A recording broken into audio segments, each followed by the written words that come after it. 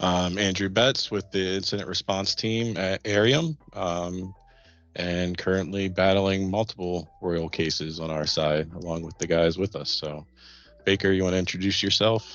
Yeah, Dan Baker with the Incident Response Special Projects team with Airiam, currently facing two incidents with Royal right now.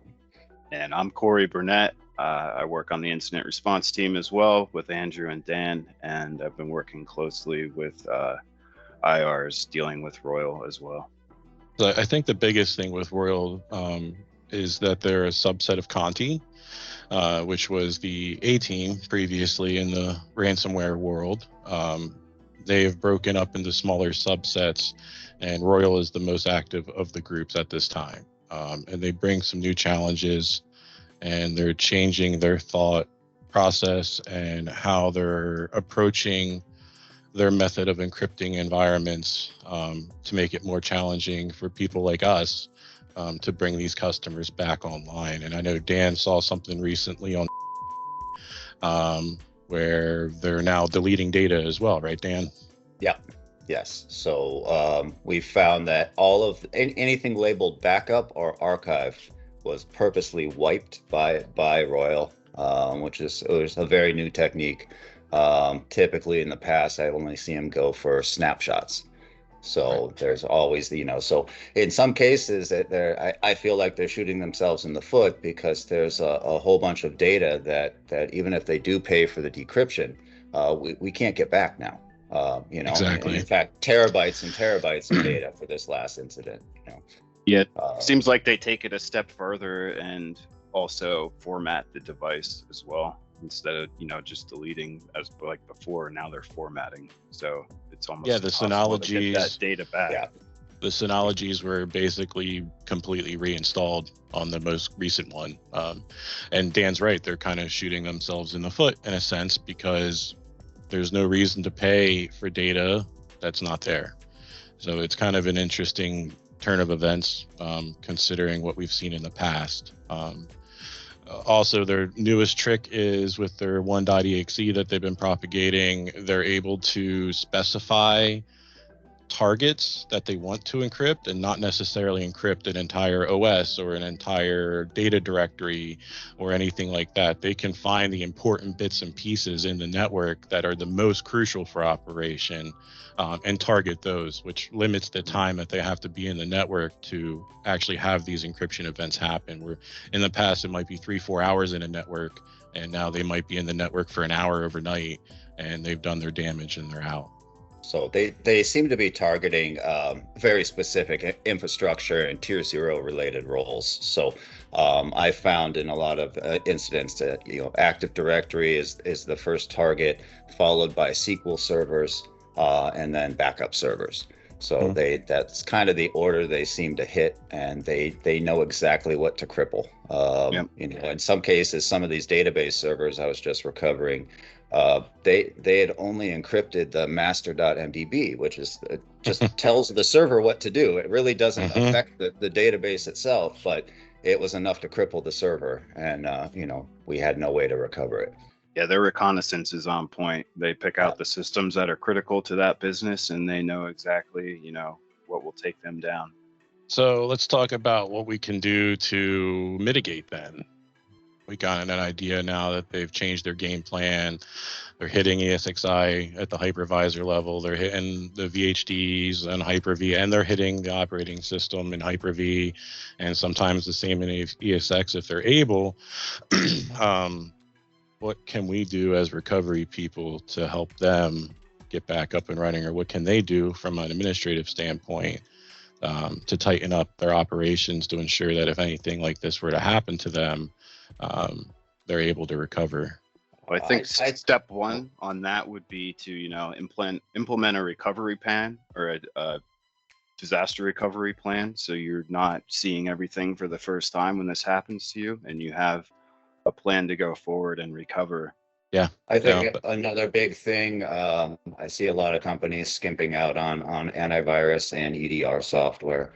Yep. As we've been following the trends over the last couple of years, AV is not enough. So some of the suites out there that most enterprises have been relying on are no longer providing enough protection. And we need to start pushing towards an EDR and MDR model with all of them. Yeah, I mean, everyone today should have some kind of EDR, XDR, some variant of that, and geo blocking set up on firewalls, MFA enabled, things like that can help mitigate those risks, right? Right. Even going to 365 and using the ATP to help scan some of those emails going through could help mitigate some of that risk as well. Patching, firmware updates, all that type of stuff is exactly. Usually people aren't keeping up with patching and little stuff like that. Right. Especially even with, OS level. The current, VMware environments and those vulnerabilities that have been recently discovered this year. That's I believe how they're getting in. Because that's a big hole. They found it out, and it's not an easy task to upgrade a vCenter. Well, vCenter's easy, but ESXis are not exactly easy to do. Right. Pending their license. So, but yeah, keeping your equipment up to date, your hardware up to date, operating system specifically. And we run into that. Most of the victims are running on outdated, OSs. Their whole domains are out of date, and no security measures or hardening or anything has been done. So I'm a big AD hardening guy. So I think a lot of protection can be provided there. And I think everyone should look that direction. Another thing that's overlooked a lot of times is education for the end users. Reports are saying that 66% of these attacks are through email phishing. So that, that is a problem when you don't have users that know what to look for with malicious stuff. Yeah, and they're also targeting more manufacturing type businesses now. And end user education at that point is very critical. A lot of these people aren't tech savvy and things, and that's how they're getting them to click on these malicious emails and things like that and getting into the network and dropping Cobalt Strike. Also, a lot of the manufacturing companies, I know they've done their research, typically run outdated equipment, at least from what we've seen. So Windows 2003, things that aren't getting security patches from Microsoft and all that good stuff. I guess the first thing from my point of view would be our XDR solution that we offer. That will actually take all of the logs in your network and put it through a computer AI essentially and monitor for odd anomalies in behavior, whether it be weird network access that hasn't happened in months or people laterally moving throughout the network to different pieces of equipment, things like that. So our XDR that we offer is something that I've been trying to push to some of our clients, and when they ask about it, mainly because a lot of those logs and stuff really do hold the keys to what's going on in your network, and there's too many logs to really monitor on your own every single day unless you have a product in place that can do it for you. So XDR is my call. I've recently been deploying the AirCISO product, which is a combination of the XDR MDR package, along with some internal penetration testing and daily monitoring with our SOC team. So having that product out there gives us great visibility on what could potentially happen in the environment and allow us to protect beforehand. Yeah, the big thing with the AirCISO is that it's collecting logs and sending them to our systems. The threat actors usually go in and get rid of all the logs locally during the attack. So that's huge that collects logs. Yep. And in regards to that too, our air gap backups and giving them a cloud solution if they've only been doing backups on-prem.